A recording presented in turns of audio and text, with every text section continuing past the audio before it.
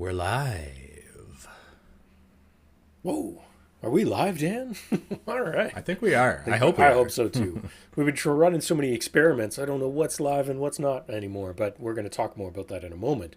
But first of all, hello and welcome everyone to Live at Epiphan. It is Thursday, just after 3 o'clock. Slight delay start today, but that's okay. No one minds, right? We have an exciting show today, Dan, because we're going to talk about all of the road things, right? Yeah. George, we're going on the road again. On the road. There's a Willie Nelson song, and if you're from Ottawa, there's a Wayne Ronstadt song as well that I know is stuck in your head right now. I always went with the Motorhead Road Crew song myself, but that's just me. Right? Something about getting out there and traveling, and I mean, we're doing it again. Exactly. So that's exciting. But this isn't the first time we've been on the road. We can get the screen share. Just a little bit of nostalgia here on the YouTube channel. 4 years ago, we were on the road with Webcaster X2. I think this is one of our, what is this? Probably like one of the first 25 episodes of Live at Epiphan. Yeah. Yeah. And look at those handsome young men. What happened to those guys? Yeah. And what were we doing back then? We've got some, I think we did like a streaming experiment mobile. Yeah, we tried some stuff outside in the field in front of the office, which just last week we were in that field eating ice cream, Dan, which was awesome. And we did a different experiment, which we'll talk about that in another show, because I think a lot of people are going to be interested in the results of that experiment. But that's a whole other show. Teaser. Yeah. Spoiler. But the point being, it's nice to be back on the road, and it's also cool to check out the history of this YouTube channel. Yeah. We recently reached 10,000 subscribers. 10,000 subscribers. How many did we have back then? I think we had maybe 600 at the time. This was around the time Webcaster X2 was launching. Yeah. So yeah, I mean, the channel has grown quite a bit. And if you're tuning in with us on this live stream, thanks for being here. Do say hi in chat. This is all about the conversation. I do see Runmo from Norway. Great to have you. Friend Sonoga is there as well. Marta is in Norway right now, I think, actually. Friend of Epiphan. She's traveling there, and she says it's beautiful. And Sonoga, of course, from Uganda. Which is awesome. Great to have you, as always, Sonoga. Thanks. And there's the question. For being here. Were you two who are in chat right now part of the 600 subs back then, or are you part of the new 10,000? 10,000. It's pretty amazing. But wait, we have to get another zero on there before we get a plaque, right? Is that the idea? Yeah, okay. I think, before you get the YouTube plaques, I think it's 100,000. Well, there you go. Or maybe it's 50. There might be something at 50. So we got to add some. But another interesting fact, if we're going to talk about YouTube analytics, this channel is just about to reach 2 million all-time views. Wow. We're getting close. So, well, it's pretty cool. The solution then, obviously, is to remind everybody to like, follow, subscribe, and share this with friends, because that's how we've grown from 600 to 10,000 and 2 million views across all of these wacky videos that we do and the experiments that we run. So thanks for joining us on the journey, certainly. Speaking of experiments, we are going to do some experiments later in this show with streaming an SRT camera source from your phone. Yeah. If you want to go mobile, if you want to go on the road, and how the cloud can kind of help to power a live stream with mobile phone sources. So that'll be pretty cool. So stay tuned for that. But first, we wanted to talk about where we're headed on the road next. Yeah. So George, what are we doing next week? Saturday or next week? Next week. We'll start with next week. Next week. Next week, some of us, not everybody, but some of us will be at InfoComm in Las Vegas, which is the glorious return of InfoComm post-pandemic here, which is really exciting. I'm pretty jealous of the people who are getting to go. InfoComm is always an amazing event. I always particularly like the ones in Vegas. The Orlando ones Orlando's kind of boring. Vegas is cool and exciting and vibrant. So this is going to be an excellent one. Some of the guys going, it's going to feel like just yesterday they were there for NAB. But InfoComm's a very different crowd, right? Where NAB is very broadcast focused. InfoComm is really everything else, right? So you have all the pro AV stuff, a lot more of that collaboration stuff, and it's always a great, great show. And so I know everyone going is really looking forward to it. And we're pretty hyped. Yeah, we're big time hype. And speaking of hype, let's ratchet up the hype a notch. We're gonna play a little bit of a video that we have to sort of give everyone a taste of what to expect from Epiphan. So let me just cue it up here, and then Jeremy, if you would, just switch over and I'll hit play.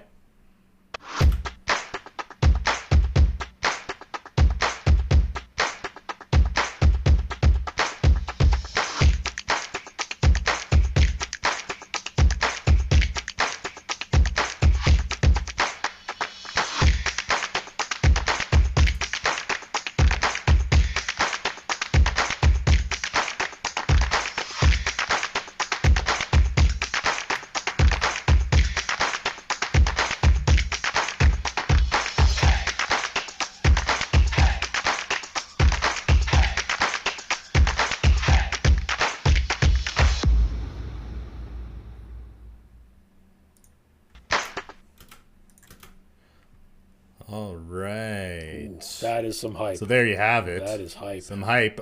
We will be in the West Hall at booth 2631. And if you come by, what are you going to see? Well, you're going to get to see some of Epiphan's latest products that we're demoing. Of course, Pearl Nano, everyone's pretty familiar with that. But how are we using it? Well, we'll be demonstrating Epiphan Unify, our new cloud-based production platform.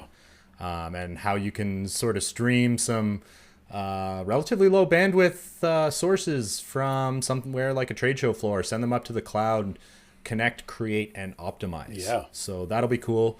We've also got our Epiphan Connect for Microsoft Teams tool will be on demo at our booth as well. So those are kind of two really interesting things to see firsthand and get a glimpse and get the walkthrough and the tour. But for us, it's all about connecting, creating, and optimizing your content so you can get your brand out there and get your message to the people. And we'll be showing how we do it live from the show floor in Las Vegas. And of course, don't forget the Pearl family. That'll all be there for those of us who really love hardware and really need that hardware to get our stuff done. We'll be showing off the Pearl models as well and have our team there to answer your questions and really help you in empowering whatever it is that you're trying to deliver content-wise. So it's really exciting. Like I said, it's great. And we see someone chiming in saying hello from Switzerland. That's TV 6182 live test. Yeah. Cool. Are you going to InfoComm? Have you ever been to InfoComm? Let us know in chat. Yeah.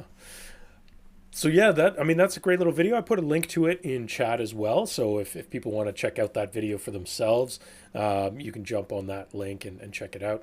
If you know someone who is going to InfoComm and you think that they should be checking out Epiphan while they're there, share that link with them. I looked at the map of that West Hall. Man, there's some cool companies in that hall. There many of them we know and are familiar with, friends with, that sort of thing. So it's a cool group of people in that hall. It's going to be a good show, I think. Absolutely. Why don't we shift gears a little bit and talk about, going on the road. Sometimes you might need a mobile source for your production. Something where you're working off of LTE or a bonded network. Maybe you don't have your whole setup with you, but you just need to pop up a quick camera source from a remote location. How would you go about doing that? And we have a couple options that we're going to kind of review and maybe even demo a little bit today. So what are we looking at, George? Yeah, so there's a number of ways you could do this, and I think generally what we've seen is some of the best ways to accomplish this has been through SRT streaming, right? Because SRT gives us that reliable point-to-point stream. Could be encrypted if you need that security-wise as well. It runs on many different things, many different apps and pieces of software can run SRT, but it also is a great tool for ingesting into many different workflows, including Epiphan Pearl, including Epiphan Unify, but is also very widely used within the traditional broadcast space. So even a remote contribution stream that needs to be ingested into a television studio, chances are they're equipped to bring in SRT already. So it's an awesome choice no matter what kind of level you're at, whether you're a basic user all the way up into the absolute top level professionals. And we've used this example before, but that was exactly what was done in the 2020 NFL draft, where they had a ton of SRT being done to make that show run entirely remotely. That's that's the way I would do it. And, just today, I was watching a little reveal video about JVC's new models of PTZ cameras, all of which have SRT streaming built into them. So whether it's a PTZ camera or your mobile phone, like you mentioned, Dan, or a Pearl, or a computer running OBS, all of these things have SRT capabilities and can interop with each other. And that's probably the biggest thing for me. Interop with each other. That's super important.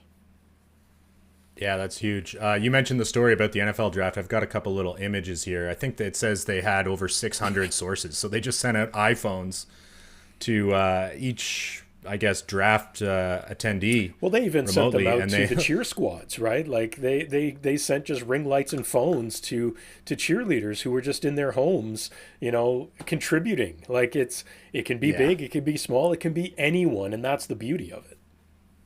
I love this. This reminds me of how Jeremy's running our live show right now. Sitting in the armchair. From the comfort of the living room, right? Exactly. Which really speaks to where we see things going with, the production mix taking place in the cloud. And, you're less reliant on having your people need to be in a headquarters with your full production environment. You can have different contributors in different locations. You can have producers in different locations. The cloud really enables you to do your project, and your location or your space doesn't matter as much anymore. And really, SRT is powering a lot of that. Absolutely. So just a cool story. I don't know. Why don't we should probably drop that in chat as well. Definitely should. We've used that example several times because it was such an amazing success, and at such a scale when people were still first trying to figure out even how to do this. So it was great. But we mentioned mobile phones, right? That's one of the big ones, is how do we do this effectively through a mobile phone? And a phone, obviously your phone camera, standard camera app, doesn't have live streaming capabilities, right? If we want to live stream from our phone, we're usually doing that within a native platform app like a Facebook, a YouTube, or Instagram, or whatever. But when we want to do things like SRT and we want to do it in our own platforms, we need a specific app that offers the flexibility to do this stuff. And with SRT, there's a few options. There's kind of three main ones that we've experimented with. And Dan, I think maybe the jury's still out a little bit on maybe which one is the best. But I think we're coming around to a conclusion pretty soon. So anyone who's watched some of our stuff in the past know we've talked about Rivet, which I would say we haven't been using anymore. We've talked about the Haivision Play app. Haivision, of course, is the company that created SRT, so you'd think they know what they're doing. And then the one we've been experimenting with the most recently is Larix. So Dan, you've really spent some time with Larix. Yeah, I've been playing with it. I played with it at NAB a bit. Actually, I was streaming HEVC codec using SRT protocol and taking advantage of some of the 5G networks that have been set up in the Vegas trade show halls. Right. And it was pretty impressive. I was quite impressed. We were able to stream directly into the Epiphan Unify platform and do some production mixing. And here you see I think the company that develops this is called Soft Vellum. Mm-hmm. And if you just hit up softvellum.com/Larix, it'll bring you to this page where you can download the app for both Android and iOS. Right. Which is the other great thing, is that they didn't build an app for only one of those platforms, which we so often see. Yeah, totally. That's awesome. And like you said, HEVC is a big part of this too, right? So if anybody missed our webinar not long ago where we were talking about the value of HEVC and things like that, the big advantage with that is streaming high quality at essentially half the bit rate. And when we're talking about cellular networks, especially if we're not doing things like bonding, which we wouldn't off of our phone, then that's really important. Because even if we're not going for high quality, let's say we're only streaming 720, we can still get really good quality 720 at like 1 meg, 1.5 meg on HEVC, where we might want 3+ in old H.264, old tired H.264, yesterday's news. So the fact that most modern phones support HEVC in hardware, which is also important, The Larix app supports it, but it also supports H.264 if you have an older device. Has that flexibility, which is awesome. I've played with the Haivision app probably the most, and I have to say, I think I'm going to drop it off. You know, what you've told me about Larix and what I've experimented very briefly within Larix, you know, both are not always the most intuitive, for sure. And Dan, I think you're going to show us some of that in a bit, but it's better than the Haivision Play app, I think. I think I'm coming around. Mm-hmm. Yeah, I haven't used the Haivision app, so I'm just taking your word for it. The Haivision app is called Play Pro. I think what might be different is this one is also, is it designed to receive SRT yes, as well? It can also like be a playback? Yeah, so Okay, it can be a player gotcha. or an encoder.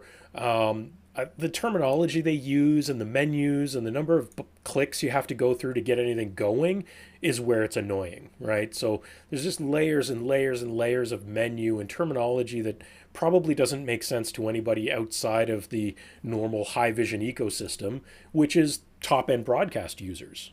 So for the average person, they're probably just going to get confused in terms of how it works. And for that, I think that's really where Larix shines. There's still tons of flexibility in Larix, but I think it's easier curve to get into. Well, why don't we dive in a bit Sure. and see if we can demo Larix a bit for everyone. I've got it here on my phone, and if you bear with me for just a second, I can actually cast my phone Oh, we're getting here. so fancy today. I think. Let's see here. Okay, look at this. So fancy today. So I'm going to try not to streamception anyone here. I'm going to get right into the settings. Okay, so this is what you're going to see when you open up Larix. You're basically going to see a camera feed. It looks like a normal camera, then which is nice. Totally. It looks like any camera app you're familiar with on your phone. When you go into the menu settings, this is what you're going to see. You're going to have some options for connections, and then the other two that are most relevant are the video and audio settings. But why don't we go into the connections first? This is where you actually set up your streams. And I mean, it looks like you might even be able to multi-stream here. I have set up a connection to the Epiphan studio that is running this show right now. And there you see, I just enter my, my address and my port number, my latency, my caller setting, and then really that's all I have to do. There's nothing else. And then when I go back into my video settings, I have a whole bunch of options that are That's the other thing. super self-explanatory. But there's so many good ones, like things you don't even think about when you're looking at a camera app, right? Like the fact that you can choose which camera is essentially the starting position, like that's genius. Like it seems like such a simple thing. You can choose which one it is, and it IDs depending on the different cameras you have on your device, which is nice. You have the resolution, the frame rate, all that stuff is pretty standard. But even farther down, there's all these options between, variable bit rates, constant bit rates, white balance, like it's exposure compensation. It's like there's even a setting in there which impressive. I played with about an hour ago, which was keep the stream going even if the app goes into the background. Which that's another brilliant one, right? Like I can't think of any other app where if you go back to your home screen and essentially close the app, that continues to run in the background. This is one of the only ones. Yeah. Which means you can multitask on your phone by going and doing something else, and Larix is just going to keep going, which is amazing. I think that's awesome. There's the adaptive bitrate modes. Of course, you can choose the codec. So there's a ton of flexibility here. But what I really like about it compared to something like the Haivision app is that it's laid out logically and easy to understand what you're looking at. Although there's a ton there, it makes sense. Yeah, lots of flexibility, powerful, but like easy to navigate the menus and understand what you're doing. Exactly. It lets you go resolutions up to up to look 4K. at this. I mean, this is over 4K. It looks like my camera phone can whatever support even higher whatever the phone will support, it'll do, kind of thing. Or even the option there for live rotation, right? Like I turn that off because I usually leave my phone in a locked position, idea, right? Where it's like, but even just that, just having that switch makes a big difference. And then, like you said, the audio one is probably equally as important, because what are you going to use for audio, right? Chances are you don't want to use the microphones built into the phone, unless you have to.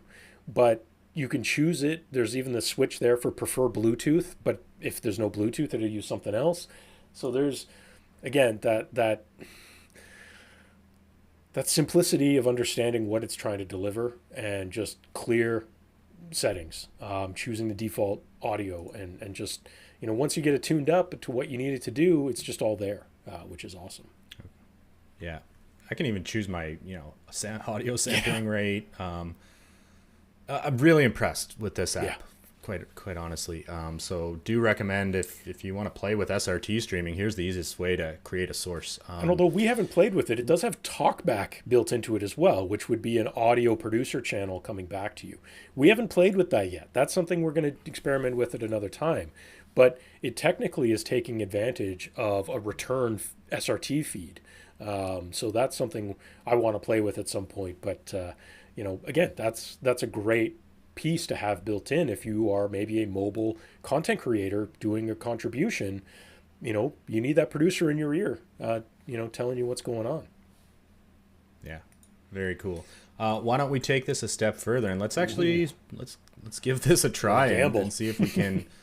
Let's see if we can get an SRT stream going into this show right now from my phone. Let's try it. So I am going to start streaming to our studio, and Jeremy, our producer, if you can pick up this stream, we can kind of break the fourth wall here, and let's see if we can get a mobile source up. Ooh, look at that. And there we go. Are we sure that's live? Did you behind record the scenes that?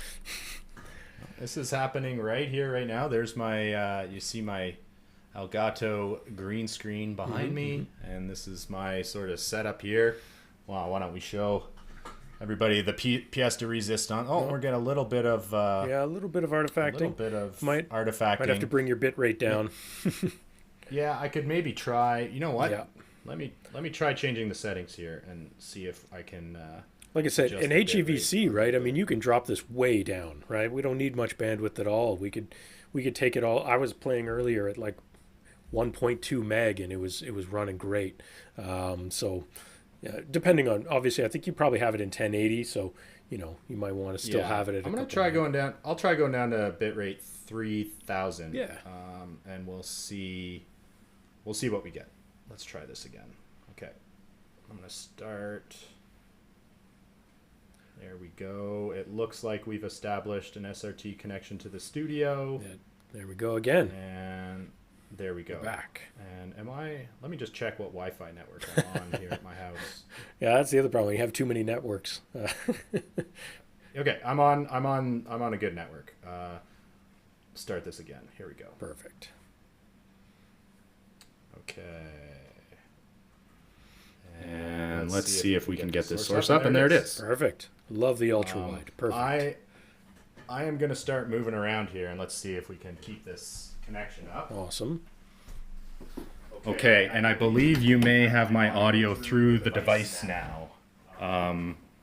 So George, you can still hear me through our back channel, but for all of our viewers, you may have noticed my audio quality is phone rather than studio microphone, but we'll move around a bit here, go out, check out let's see what the weather's like here in Carp, Ontario today in the backyard. Well, Adam Frame just made a great point in chat where he said bitrate could be part of it, but also try playing with the SRT latency, which is an excellent point, and one of, again, highlighting some of the beauty of SRT is if you're suffering a bunch of packet loss or the network's not that reliable, artificially inflating the latency to allow for more packet recovery time stabilizes the connection dramatically. There's really no other stream you can do that with, and that's, the power of SRT. With a great network, keep it low. If it's a weaker network but you want it to still be high quality and not suffer huge losses, just increase the latency and you're good to go. But not the prettiest day out there today, Dan. It's about the same here. A little bit overcast. I wanted to give you a sneak preview here. We've got some mechanical stuff happening in the garage. We've got all the bikes. All the bikes. The pink bikes, the black bikes. The red trike. Yeah. Is that yours? Is Got that the your little trike, Barbie Dan? mobile, Come on, but I think you're a bit big for and that. this is my trike here, and we have more to detail on that in just a minute here. Yeah. We'll be talking about motorcycles, but yeah, just want to see it. It looks like I'm able to move around here and keep the connection established. Adam's point about latency was a good one. I think maybe my latency is a little low. Yeah, because I mean, I'm seeing barely any feed. latency from you, so it's probably in around the 100, 200 millisecond range. And I think I set it to 200, so maybe I should have had it a little bit higher. And now you're going to hear my audio switch back. Okay, and I'm back here. I don't know how much artifacting I had, but most of the time my it was latency good. is set really low. Most of the time it was good. But yeah, it's definitely something to look at. And it is one thing we've noticed with cell networks is sometimes you might need to push the latency a bit higher. Wi-Fi could be similar because Wi-Fi, you know, it might not get into your garage as easily or something like that. So definitely things to keep in mind and experiment with a little bit. But that's a fun experiment, and I hope people enjoyed a little bit of the behind the scenes there. But it's a quick and easy way to do exactly that, right? Like pull out your phone, do a behind the scenes, bring it into your normal production where you're using other gear, and still be very effective. So thank you for that, Dan. Yeah, I could see, like, even if you had maybe you just need one more camera. You're like, there we go, tack up a phone. Sonoga was just asking whether or not we were using Rendezvous. No, we're using caller listener.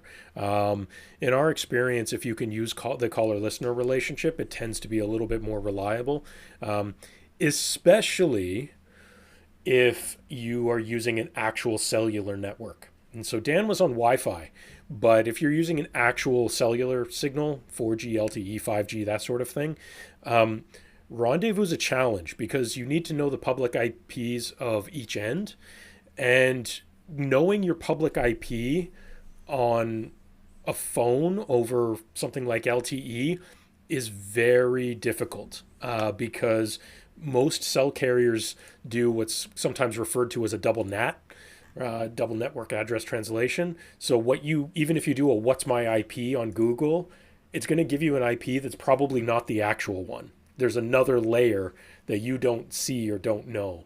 And so it doesn't always work that way over a cellular network. I've made it work by using VPNs because that way I know what my public IP address assigned by the VPN is. But I would do a caller listener if I was in a cell situation. Mm-hmm.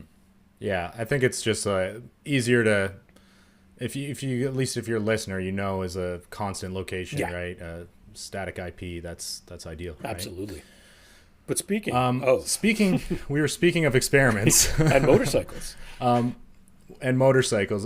to hype up something that Epiphan will be doing this weekend on Saturday, and this is the Ride for Dad. Yeah. And honestly, I think George, you are the guy to introduce what the Ride for Dad is, because you've been involved in this for many years. I'm wearing the T-shirt, so this is something I've been doing for a number of years, and I've talked about it on the show before, but essentially the Ride for Dad is a charity initiative here in Canada that's all about raising awareness and research funding for prostate cancer. So it tends to be fairly male-focused, obviously, as a disease that largely affects men. The thing is that as men, we often don't talk about this stuff. We don't like going to doctors, all those things. And the simple reality is if you're 40 plus, the chances are extremely high. It affects a staggering number of men. And it is a largely survivable cancer if it's detected early enough. So what the Ride for Dad is all about is, hey, remind your dad to go get checked, that kind of thing. And this was an initiative started many, many years ago with basically motorcycle guys. What could be more manly in terms of an image than a bunch of dudes on motorcycles riding through town to try to raise awareness and draw attention to a very serious issue. So for a number of years, we've done that. They do this every year, and for a number of years here at Epiphan, we have raised money as part of this. 4 years ago, in fact, we were live streaming exactly a ride for dad on YouTube using webcasters on board myself, Dan, and Matt's bikes, which was an experiment in itself. We strapped webcasters to ourselves with GoPros and tried YouTube's multicam feature, which they've since killed. We learned a lot, mostly about how things can fall apart quickly. But we also got some kind of inspiring results. We did. Like it was pretty cool. Like, some of the footage we got on this ride and being able to at that time switch between, as a viewer, select which bike you wanted to view. Exactly. Right in the YouTube interface was really cool. And here we are through downtown Ottawa in the in front of the beautiful convention center there. So we got to give people a little bit of a tour of downtown Ottawa that day. We got to experiment with some streaming, and we got to raise a good amount of money. The past 2 years, they haven't done these bigger groups because of the pandemic, which has really sucked. That's why my shirt says Ride Alone, because the past 2 years have been an individual experience, which does not raise nearly the same level of awareness. So while I've been very happy with the money I've been able to raise as part of the charity initiative for the past 2 years, really looking forward to this year coming back to a big group ride and being able to make a bigger splash. And I put the link into chat to the Epiphan team fundraising page. We have already exceeded our goal, which is fantastic. And I'm super happy about that, and the generous friends, family, and coworkers who have contributed. And should you feel like you want to contribute, feel free to do so, but there's no expectation or pressure here. But again, this is for a great cause and a great initiative to try and raise that awareness. So on to the experiment, Dan. Yes. Well, we figured it's time to, we're speaking nostalgic about, doing mobile live streams 4 years ago. Well, we're going to do it again. And actually, here's the watch page is all set to go for Saturday morning. We will be using the Larix app to stream into Epiphan Unify and do a multi-camera, multi-motorcycle live stream, charity live stream for the Ride for Dad. So there's going to be three of us, all of us with Larix on our phones. We've all sort of tried to figure out different mounting mechanisms and different audio mechanisms. So this may all fall apart again, but I can at least say that this time it won't fall apart because of Unify, where last time things got a bit sketchy because of either Webcaster or YouTube. This time I think it'll be our on-bike setups that might fall apart. And we'll see what happens. The main thing that's exciting is 3 SRT streams from 3 different riders with 3 different phones, all funneling into Unify, and then we'll have our remote producer Jeremy doing some mixing and switching, since YouTube no longer has a multicam feature, so we need to do the production ourselves, which ultimately is going to be better, I think. I think it's going to be great because it's kind of, for us on the bikes, like we got enough to worry about. We have to really focus on the road, right?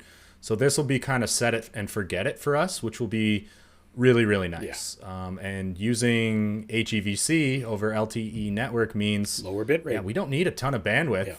Yeah. And because it's being mixed in the cloud with Unify, really the sort of all the processing power is offsite. Exactly. All the computing power is offsite. Our bandwidth to YouTube doesn't really matter so much as long as we can maintain our individual streams from our motorcycles. And if one of us our phone battery dies or the stream drops, we still have 2 more sources as backups. So I think we'll be in a pretty good spot. I'll show you here. This is my solution. I just got this. Yeah, I just got a chest mount. It's actually a GoPro chesty, if you've ever familiar with the GoPro mounts, but it's got like a phone holder. Phone clamp, built onto it. And the clamp is very secure, but also lets your rear-facing cameras be exposed. Right. And I've read a few reviews here, and it said that motorcycle riders have had good results with it. Yeah. So, we'll see if that works. What are you planning, George? We're going to see. I'm going to see if I can find an angle. I use a quad lock mount on my bike as it is. So I'm hoping that I can just adjust the mount a little bit to maybe get a bit of face cam. So I'm going to maybe try a different angle than you are, Dan, where you're going to be kind of chest mounts forward facing. I'm going to try to get a bit more of a face cam towards me, just for a different view. And, we'll see how that works. I just need to make some small adjustments to the handlebar clamp. I have a vibration dampener on my quad lock mount, so hopefully that's going to stabilize things a little bit as well. And we'll see what happens. It's going to be a fun experiment. Audio is going to be totally different than we've tried before, and that'll be a whole other experiment, I think. Yeah, I don't think we've figured that out yet, have we? We got a primary and a backup plan, so should be good enough. Dan put the link in there if you want to tune in on Saturday morning and see us enjoy what should be a nice ride that day. Join us. It'll be a good time. Yeah, looking forward to it. Couple other happenings around Epiphan. Why don't we pop over to the kitchen and I'll show you some stuff that's going on here, George. Yeah. Well, we've been talking a lot of hype, right? So are we hyped in the kitchen? Yeah, we hyped the ride for Dad. We've got some other hype for the blogs. I mean, the blog is always a happening place. Talking today all about sending and receiving HEVC H265. Well, here's a great article all about why Pearl Nano makes a really great device as a single channel encoder that can both send and receive SRT using the H265/HEVC codec. Yep. So why don't I drop that in chat if anyone wants to learn more. What can you say about Pearl Nano as far as a device for we just did a webinar about it as well. So if you missed that webinar last week, check out the website, epiphan.com/webinars, and you can go back and check out the back catalog of those webinars. And we did one just last week, about Pearl Nano. So if you want to dive into that and learn more, check it out. I think there's a lot of great information there. The other thing, we've published some cool videos recently too, I think. Yeah, we actually, good friend of the show, actually he's running the show right now, Jeremy. He has been doing some really cool stuff with studios and Pearls and using Epiphan Cloud to, really make his production pipeline as efficient as possible for his clients. So a little bit of a success story here on the website, but there's also a video where he sort of tells us a bit about the story, and why don't we try to play that back right now? I put a link to it in chat if someone wants to check it out, but we're going to play it here as well. Okay, and Jeremy, when you switch, I'll hit play. Everybody wanted super fast delivery and content that was ongoing weekly, and so I thought about creating a studio space where people come to me and they can come in for 2 hours, and then within those 2 hours they would get their video back. So people love that, and so we started to create these studios, and later on this is where Epiphan comes into play. With Epiphan, Jeremy's able to create workflows that are extremely quick turnaround, low touch, allowing him to create more video easier. They made me realize that I could finally create this product, which was a fully automated podcast studio with 3 cameras. We got 3 cameras connected to the Pro Mini. It's in between the 2 guests, and when they come in on their time, their booking, all they need to do is press that one button. It's all really nicely done for it to be automated. Having his technology on site allows us to really focus on what we love to do, which is create content without having to deal with any of the technical back end. I know with the push of a button, we can essentially have our podcast uploaded and ready to go. I just walk in, shoot my content, it gets sent out to the cloud somewhere. Jeremy does his thing. I think when we switched to Pearl, it was really good for him and for me because it's a time saver. It's not only responsible for avoiding to waste time, it's just making the podcast possible as far as I'm concerned. stuff for clients of mine that will be simple to use is a key thing for me, and Pearl has done that for me.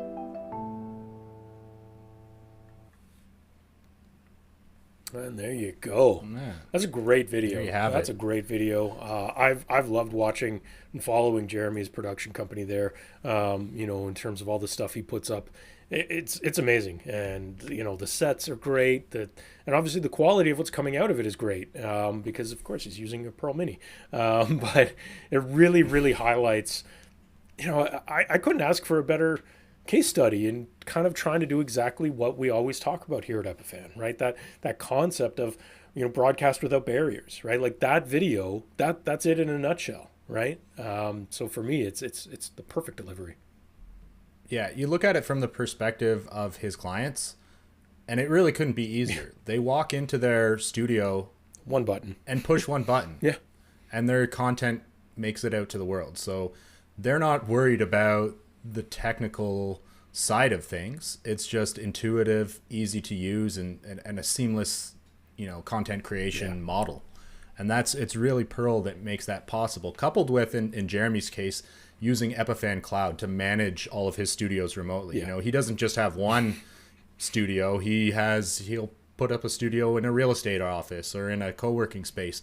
I think he has another studio that he's going to kind of be his supreme studio that's coming later this summer. So we'll have to check back in with him and get a tour when it's up and running. But just really cool use case. So we're excited to see more of what he comes up with for his Pearl workflows using Epiphan Cloud. Yeah. So again, I put the link to that video in the chat if you want to check it out, and Dan put the link to the case study if you want to read it. If you're more of a reader than a watcher, then you've got two different versions of it there. But yeah, I mean, that's a great piece. And we have some stuff coming in the future too that's going to be talking about things like Epiphan Connect. There's a video coming for that very soon, so stay tuned for that one. There's a lot of exciting stuff happening. This whole show's been about cool hype stuff. Going on the road, InfoComm hype, product hype, charity hype, all these things. This is great. I love it. Yeah, and come on the road with us next week when we're at InfoComm, because we're going to have content going up to the YouTube channel and our social channels on a daily basis. Absolutely. So yeah, stop in, say hi. Even if you're not in Las Vegas, you can kind of virtually experience InfoComm with us remotely, and we're going to have a bunch of really great guests and other booths coming through, and using our studio in our booth to create content, create some coverage of the show and some content from the show. Absolutely. So I'm really looking forward to seeing what happens, since I don't get to go myself this time. But it's being able to have a little bit of a virtual experience of it, I think, is going to be great, and I'm really looking forward to that. Hopefully everyone else is as well. But I think that'll do it for today, Dan. Yeah, it's been fun. Looking forward to Saturday morning. Yeah. I'll see you out on the road. Yeah. And grand experiment. Yeah, I guess it looks like we have good weather for our ride. Absolutely. So it should be fun. Definitely. Thanks everyone for joining us. Be sure to like, follow, subscribe in all those social places, Facebook, YouTube, Instagram, all those things, because we always have stuff happening, coming out, publishing. And of course, we're live here every other Thursday, 3 o'clock Eastern for Live at Epiphan. And typically, those off weeks of Live at Epiphan, we're doing a webinar. So check those out at epiphan.com/webinars. And we will see you next time. Bye-bye.